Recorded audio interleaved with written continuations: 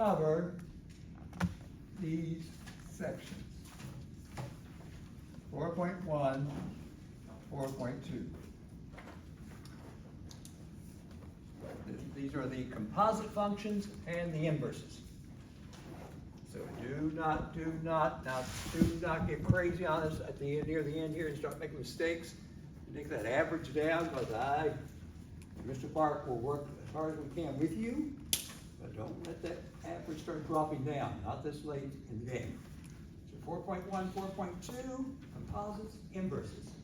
Now, seems as though, let me check and see if I did. More than likely I did. Yeah, I did. Guys, I have one example, just one, of what you might see on the quiz Wednesday. This is for practice. So it's something like, if you're given, let's say a function f of x, and I brought this one in, 2x subtract 3 over x plus 4. And we'll point out this is a one-to-one function. Right, mine like this. And we should know by now what a one-to-one function, what that means. And with all that, we're asking to find, with notation, f superscript -1. In other words, find the inverse of that function. Now, if I'm having a bad day when I construct the quiz, and I do not put on the side there it's one-to-one, then we have issues. Only one-to-one functions have an inverse. We should know what a one-to-one function is. Guys, since it is going to have an inverse, to find the inverse, only 2 steps. Step 1, we interchange the x's and the y's. No problem. That's step 1. Step 2, you got to do some algebra and solve for the y. I like to go back to step 1 and think of this as x over 1 and do a quick cross multiplication. Or you guys who like a common denominator and all that can go through it. You're going to end up with xy plus 4x. And if I cross multiply in the other direction, you're going to end up with 2y subtract 3. Do we also isolate y, right? What's that now? Isolate the y. We're going to get to all the terms that contain the y, yes, together. At this point, guys, I'm moving the 2y over, like Lisa says. I'm moving the 4x over here. When I start moving things around, it now looks like this. You guys who were with me at 4 o'clock, is this the same problem? Yes. I thought it was. Too familiar. So now the terms that have the y in them are all together on one side. Why get them together, Lisa? Why get the terms that contain the y? Why isolate them? Take the y's and come. Take the y out. Take out a common factor of y. Leave the right-hand side the way it is. Finally, divide both sides by x minus 2. X minus 2. These drop out. If there's no mistake, and make this a stronger statement, this is my inverse. This is the answer. If there's no mistake. Whew. Now, can anyone recall, because there's so much room there for a mistake, does anyone recall what we did to check to see whether or not it works? How does one check to see if we truly have the correct inverse here? We form a composite of the function with its inverse, written like this, with respect to x, and you had better get just a simple answer x. If not, this answer down here is wrong. Something happened. Guys, to find that composite, we did a beautiful review in the 4 o'clock session. This is f of the inverse. On the left-hand side, and stick on the left-hand side here and do the work here. It says take f of the inverse. That means place the inverse into the original function. So guys, we think the inverse is this. So I'm taking this back up here. Back up here. I'll write this as 2 times. And when I do my replacing, it's going to look like this. 3 up there, over, I'm gonna take it back up, it's gonna be negative 3 subtract 4x for the bottom part, over x minus 2, that's here plus 4. So I took the inverse back into the original function, made a replacement, substitution, not that hard. Now, like I mentioned in my 4 o'clock session, this to me, even as an instructor, does not look like it just means x. We're simplifying to something simple as x. So we're gonna show this how to simplify this. Guys, lots of ways to do this. My 4 o'clock session saw me do it one way, and they suggested a way to do it. I'm thinking of this 3 as 3 over 1, 4 over 1, combined with a common denominator of x minus 2. Let's go to the top part. I'm going to end up with negative 6 minus 8x over x minus 2. Clean this up somewhat. And then here, if I use a common denominator, I need to multiply this by x minus 2. So everything will have the same denominator. Minus 3x. There you go, negative 3x plus 6. I'll just extend this. And it's all over a common denominator. Downstairs, in that denominator down there, I need to also combine with the common denominator of x minus 2. Guys, this needs to be multiplied by x minus 2. Now everything's over x minus 2. Clean that up on the top there. You're going to end up with negative 3, subtract 4x. And on the end, distributive property with a 4. 4x minus 8. Clean this out further, go back up to the top. The 6's will cancel. Combine the x's, that's a negative 11x over x minus 2. And down here, the 4x's will cancel. A negative 3, negative 8, that's a negative 11 over x minus 2. And by now we should realize these two are going to cancel. The 11's will cancel. I'm left with x.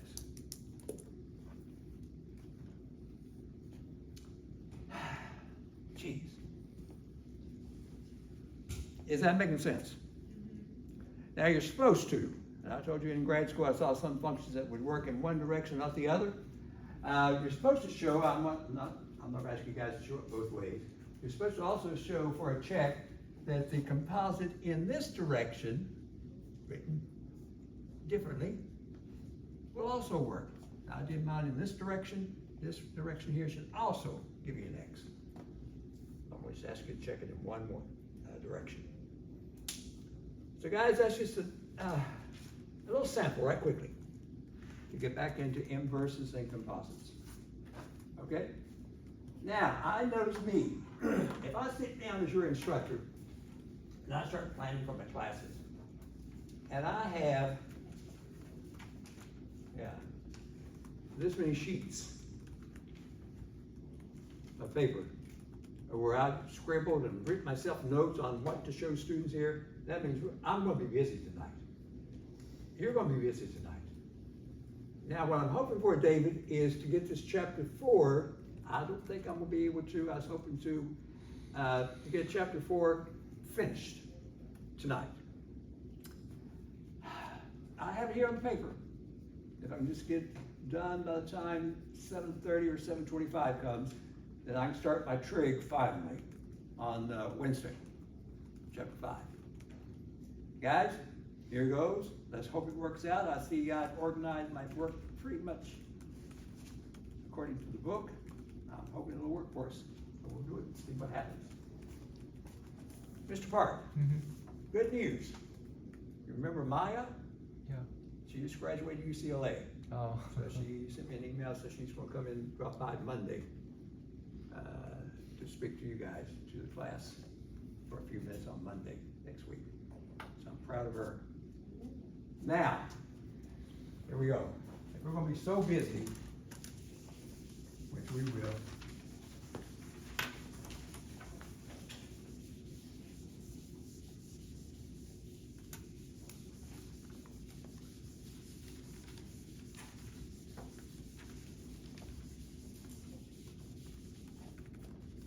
Guys, I'm gonna start out with, I think I'm gonna start out with, yes, I did, an exponential function. So let me say a few things about this. This is in chapter 4. Let's call this part 1, this.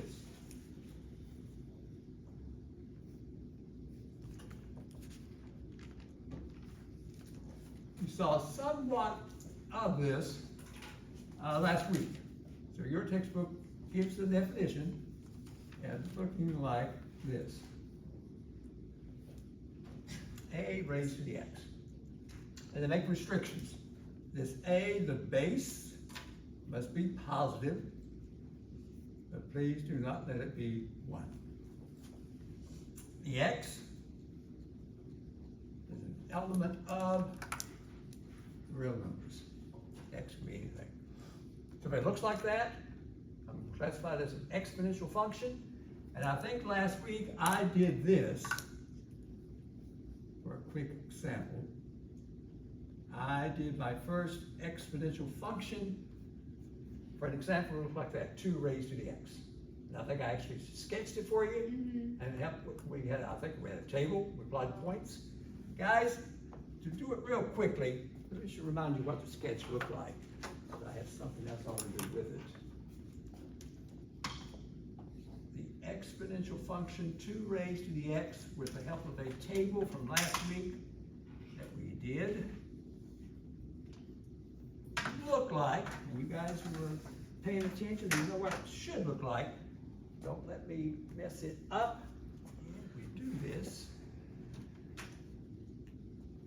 Please tell me, was there a y-intercept at 1? And the graph looks something like this.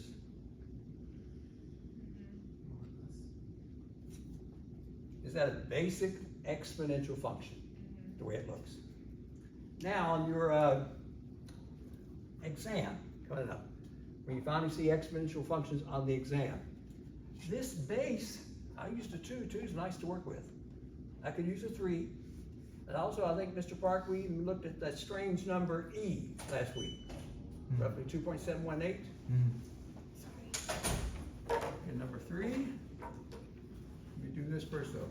Let's call it g of x, and take a look at one more exponential function. I may have looked at this one also last week. 1/2 raised to the x. That's also classified as an exponential function. With that said,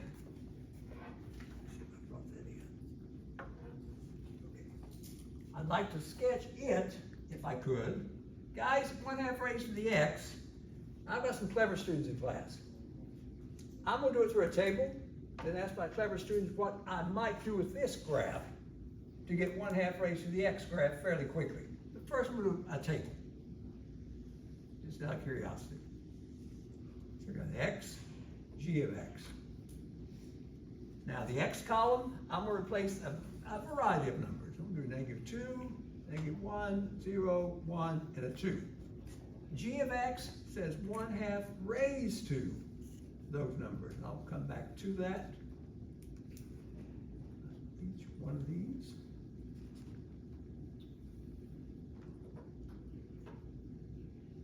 That. And down here. And guys, 1/2 raised to a -2. Can someone on this Monday tell me what is 1/2 raised to a -2? I see you outside class and I ask you, what's 1/2 raised to a -2? I would hope you'd say 4. I would hope.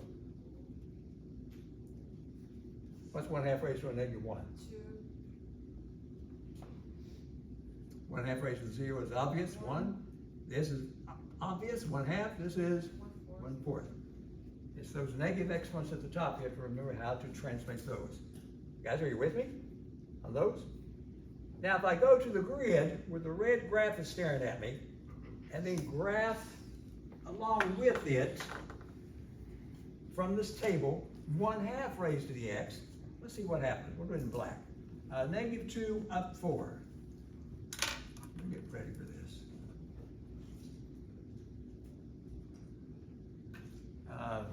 Let's see. -2 up 4. We're going to get that out of the way. It's up here. And we've got -1 up 2 in here.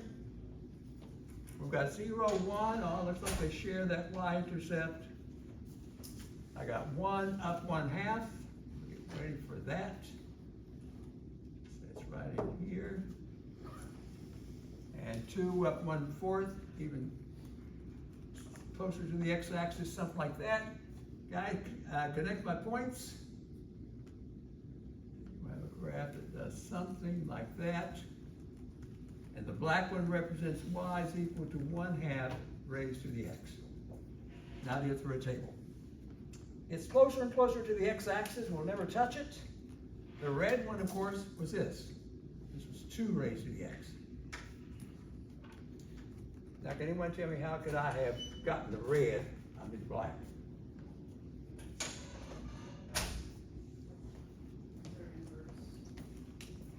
Without going through a table. Samantha, I heard something. Because they're inverse functions. Oh, they're inverses? You think there might be inverses? No, I don't think they're inverses. Or no, they're. But there's something going on, I see what you're looking at. There's something going on with the original, this function that might lead me directly into my function here without going through a table. Guys, what's going on with it? I see hands right up. Yes, Sarah. I think they're reciprocal, but they cross, it's like they mimic over the y-axis. They have the same y-intercept for sure. 0, 1, there's 2 graphs. The 1/2 raised to the x, I think she's telling me that 1/2 raised to the x function, Professor. Could you not write it like this, Professor?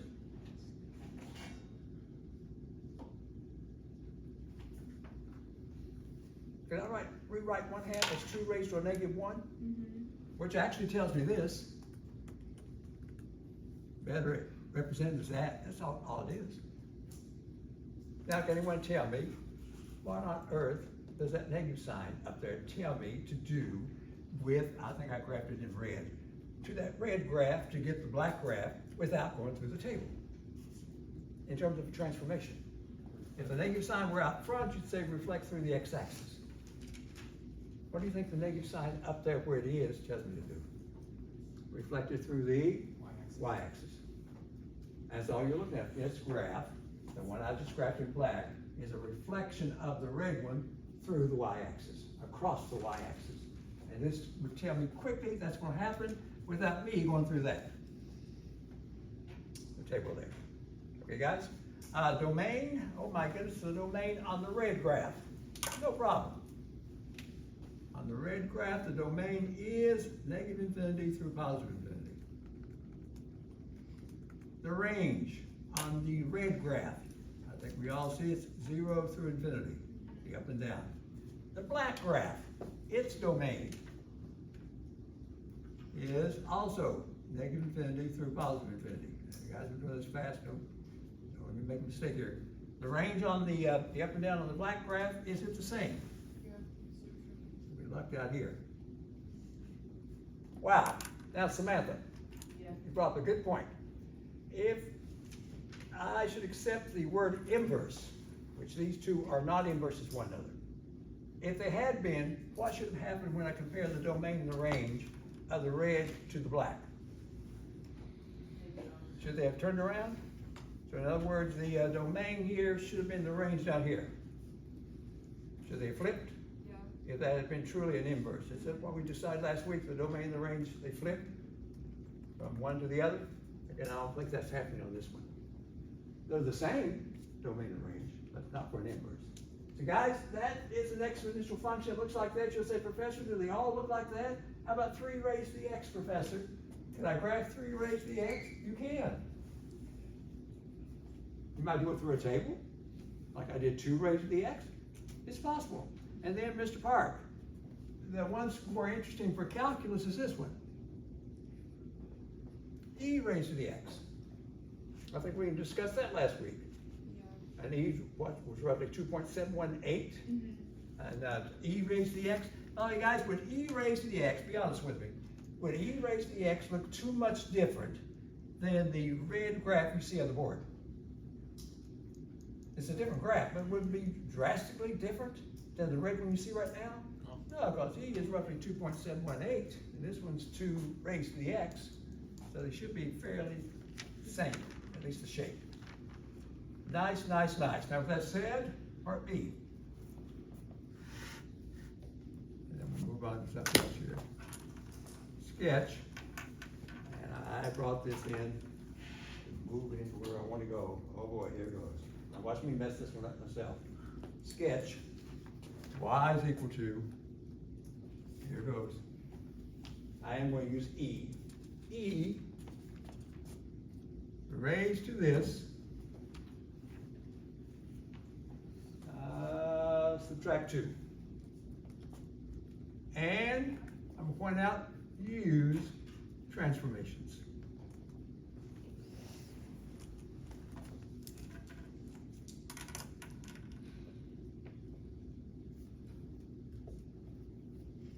To sketch that.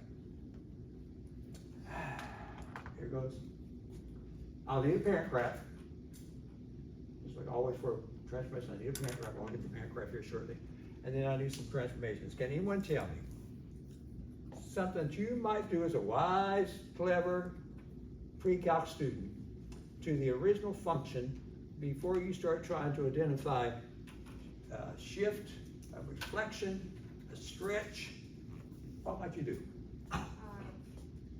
I see something in the original function that should be modified, changed a little bit, before I start asking myself questions like horizontal shift, vertical shift, stretch. X minus 1. That, something about this X right here? Yeah. Hang on now, getting close. So you're telling me maybe it'd be wise, Professor, to rewrite that as this. By the way, guys, is this the same as negative X plus 1? Of course, I can see I have to subtract 2. Now, Aiden, I think you're the one who told me to do this, right? Now let's identify the transformations. Guys, the negative sign here, it's not out front, it's here. What type of a transformation is that in the green? Reflection over the wall. Thank you. It's a reflection. I'll just put reflect through the y-axis. I'll do that in green when I get to it. Try red for this one, and the way he has suggested to do this, guys, what does X subtract 1 indicate to do next? Move 1 to the right. To begin. Move 1 to the right. 1 to the right, a horizontal shift to the right. Absolutely.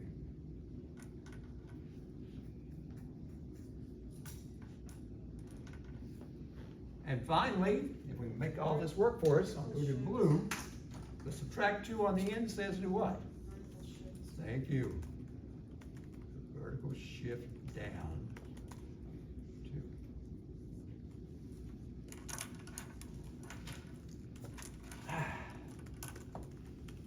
Whew.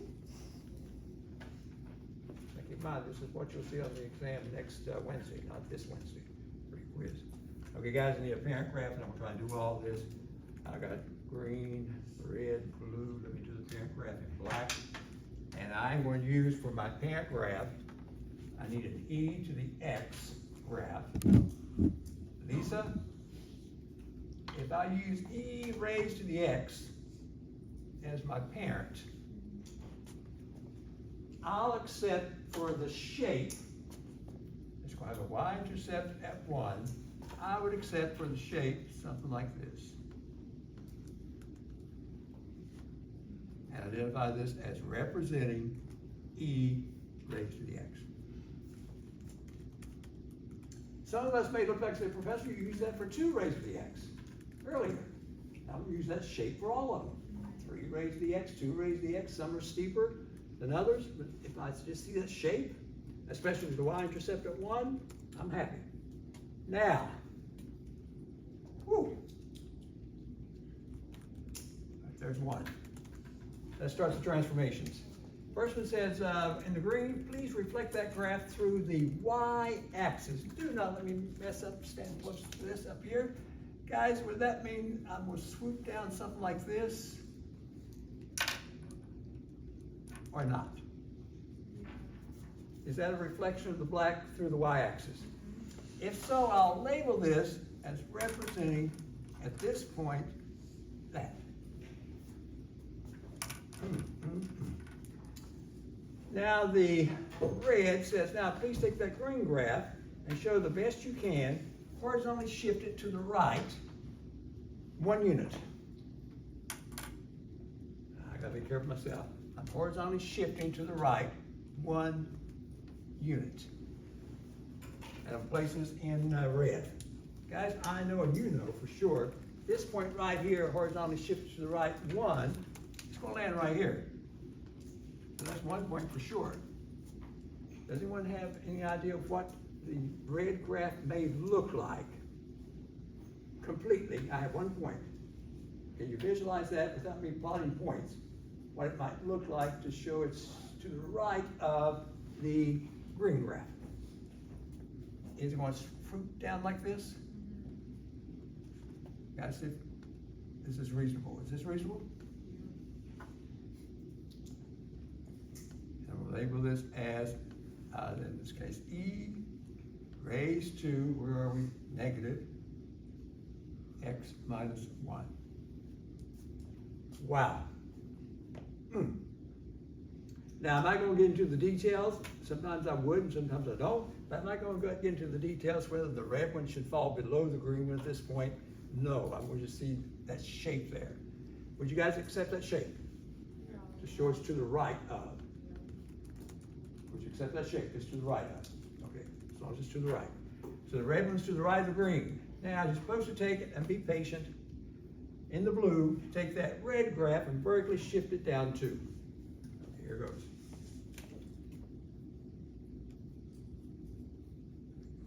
That. Now,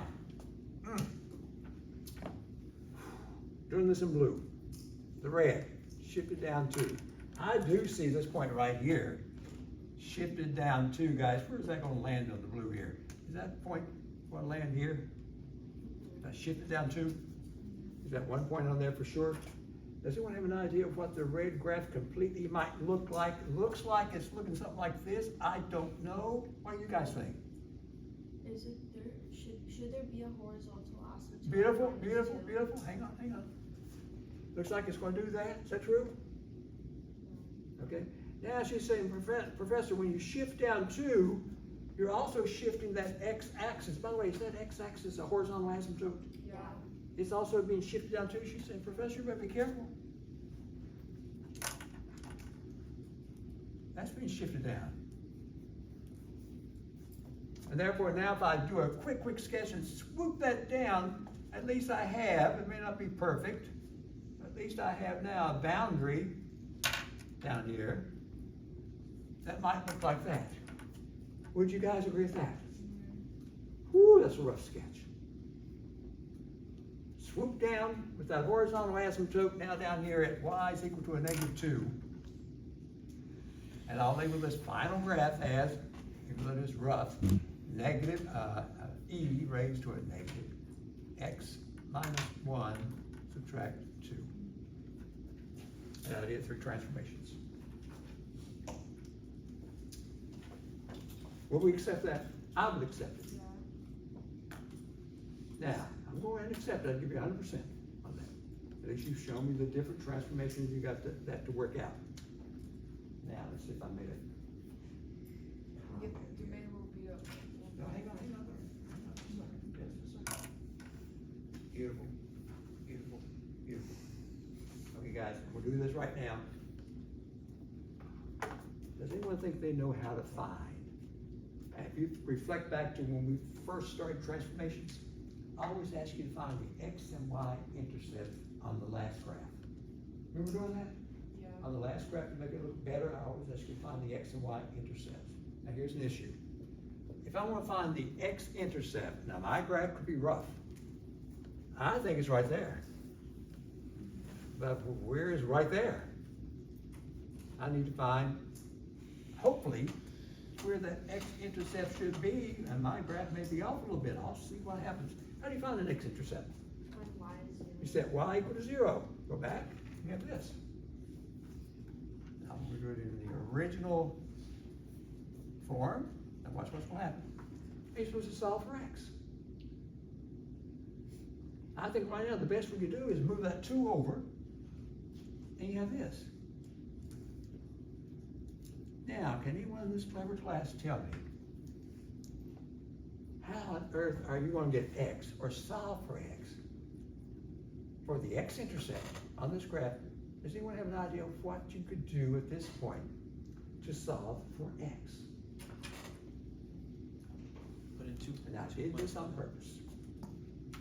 What do you think? Put in 2.7. 1. Oh, E's roughly 2.718. Absolutely, you could put two, right here, E, you could replace this by roughly 2.718 raised to a negative x plus 1. I still don't think that's going to help me to do or get to where I want to get. And the reason I did this, leading to the next lesson, next section, chapter 4, something's happening here, which I have not discussed. Now, I'm hoping someone in the class may have realized, Professor, I think you're going into a different topic altogether that we have not looked at yet. Does anyone have an idea? I can't define by anything. Go ahead, yes. Can you rewrite it as like a fraction? Oh, I wish I could. You mean maybe flip it over or something and form a reciprocal? Yeah. Good, look at this. Good thought. This is the same as this. Were you thinking about something like that? Yeah. Yeah. That's a true statement. I wish I could, but I'll still not be able to do what I want. Oh, beautiful thing. But I still would not be able to do what I want to do. I want to get the x myself. I want the x-intercept. I think it's going to lead me into something we have not done yet. Yes. So according to log functions, when you place the exponent in the What front. word you use? Log. Yeah. We haven't done logs yet, have we? No, No. not yet, but I know. That's exactly what this is leading. No, I've I got to move into a different topic altogether here to finish this up. Mr. Park, I'm going to depend upon you a second. If I want a precise x-intercept, I would have to introduce a log, which I have not done yet, and will not do right here until I get my lesson about logs done, and maybe come back to it. But Mr. Park, could you solve this equation here for us right quickly for x? Can you Is do it 2? 2 is equal to e raised to a negative x plus 1. Sure. Uh, Minus 1 minus ln 2. Yeah, then see approximately what that is. Okay. Approximate that. I heard you say an ln. Some of my students don't know what an ln is right yet. Give me an approximation. LN. Ln. It's based on text. You know, I set you guys up. That's just the way I teach. So I couldn't find this myself until I introduce another topic. See how these topics connect? Hey? Mr. Park, you got it? 0.306. Oh, 0.3, that's a positive. Mhm. And I have mine over here. So it should have been over here. I would have not known that. That point should have been over here. Oh boy, Mr. Park. Mhm. Fine, I'm gonna replace this function. Oh my goodness. I wanted to find the y-intercept down here on that graph. Can you find the y-intercept? It should have been over here for the x. Is the y-intercept in here somewhere? What's the function?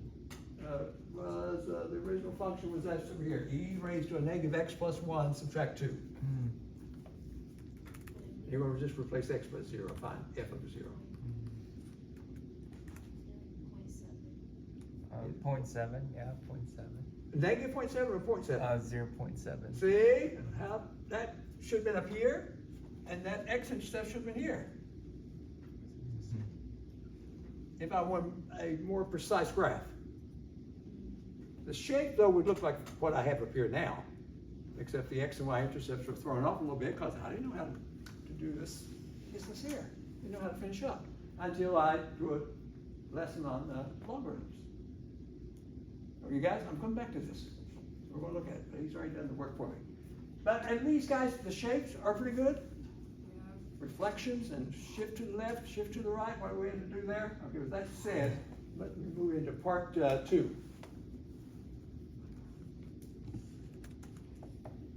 And this chapter 4, I will tell you, is heavy in material. It's loaded. Okay, guys, here goes. Hang on. Did I do it? I hope I did.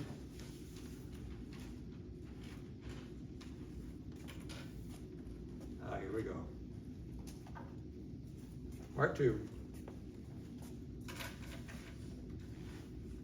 Sure enough, we have the need for this. New topic. I heard some of my students use stuff called LN.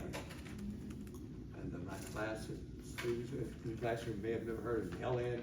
Probably saying, what on earth are they talking about? Guys, a new topic, based on what we gotta do here, is a topic on logarithms.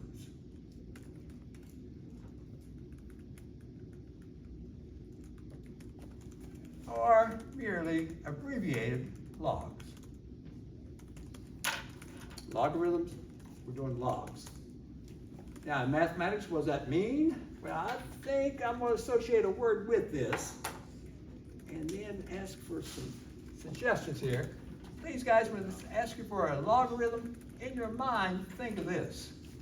It has a relationship with Between the base and the exponent. Has a relationship with exponent. Now, you say, Professor, what do you mean here? Well, I brought some in, but I could form some right quickly right here just standing here. I brought some examples in, of course I did, using exponents, and then get into what is this log business all about. Guys, my first one, and this is mostly from middle school, I'm talking about 3 raised to the 0 is equal to 1. Yeah. We know that. I'm using an exponent of 0. And somehow exponents associated with this word log. Number 2, I had a variety of exponents here. 2 raised to a negative 5. We all know that's what? 1 over 1 over, come on, 32. 32. 32. 2 raised to a negative 5, the same as 1 over 32. I hope you all remember how to deal with these. Number 3, just throwing some middle school exponents. I've got 4 raised to the 1/2. Answer? Does anyone recall what 4 raised to the 1/2 means? Is it 8? Means square root 4, which is 2. Number 4, now as the exponent gets more involved, I'll slow down and say more about it. 25 raised to 1/2, another one, it is. Means square root 25, 5. Number 5, before I jump into all this, I brought in 16 raised to the 1/4. 2. It is 2, why? It's the square root of power of 4. No, that's square root. It means 4th root Like 4th root, yeah. of 16. Of 16, yeah. That's what it means. The 4th root of 16, which is merely 2. 2 times 2 times 2 times 2. Number 6, and I think, which you can see, beautiful, this one. Are you kidding? Okay, 27 raised to the 2/3. Ooh. Is that like would be square roots Oh, and not the square the cubic roots of hang on. The 3 indicates the root. yeah Is a cube root. And then 27, to the and then the numerator, which is a 2 in this case, says to square that afterwards. That's the translation. The bottom number tells me what root to take, the top number tells me what power. Is that would be 9? Well, cube root of 27 is 3. So you got it. And 3 squared is 9? 9. That's 27 raised to the 2/3. I had one student one semester, let me see what he gave me for an answer. You guys probably could guess what he did. He gave me 18 as an answer. Can you tell me what did he do, which he should not have done? And he said, oh, that's 18. I remember doing this in middle school. He just took 2/3 of 27. Divide 3 into 27, got 9. 9 times 2 is 18. No, not raised to an exponent. As my last one, number 7, I now threw in this, a negative 2/3. What do you think that will do to my answer? So that would I'll put a negative sign with it. Now it's gonna be 1/9, it's gonna be the reciprocal, flipped over of the last answer, 1/9. Guys, let me do this, slowly move into this new topic. I'm gonna circle my exponents for a reason. In these examples.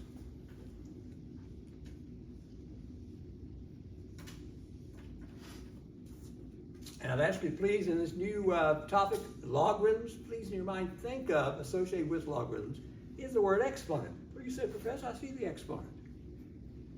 Now what we're going to do is rewrite, and I'll use green here, rewrite each one of these statements in a different manner, saying the same thing though, but written a little differently. I'll do that, rewriting in green. Guys, here goes. 3 raised to the 0 is equal to 1. Written in log form, logarithms. I'll write log. I'll have a little space there. Now, if I associate exponent with logarithm, what's the exponent in my first example? 3 raised to the 0 is equal to 1. The exponent is 0.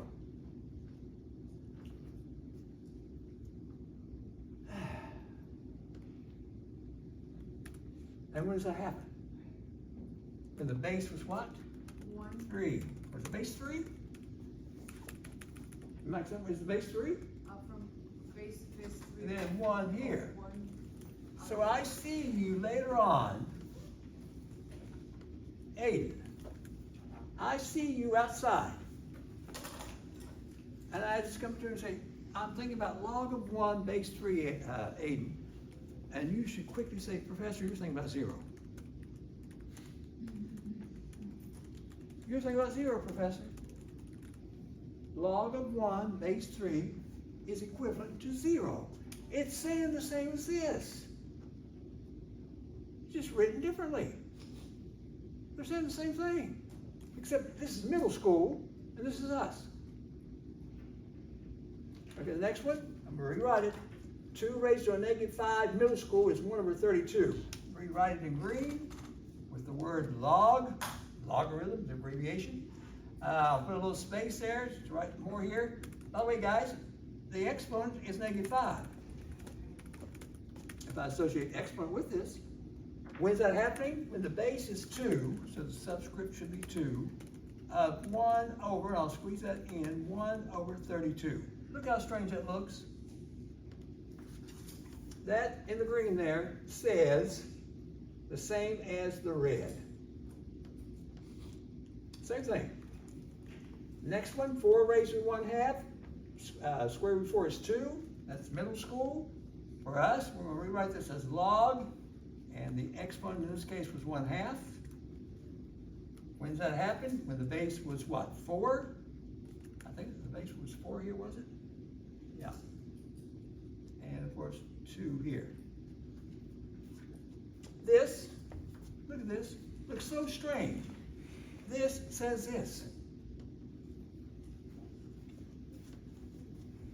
We're saying the same thing, written in a different language, some sort.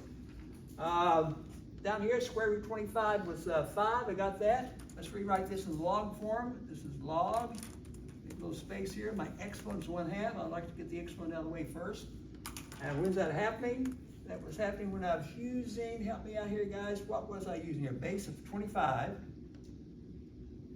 of 5.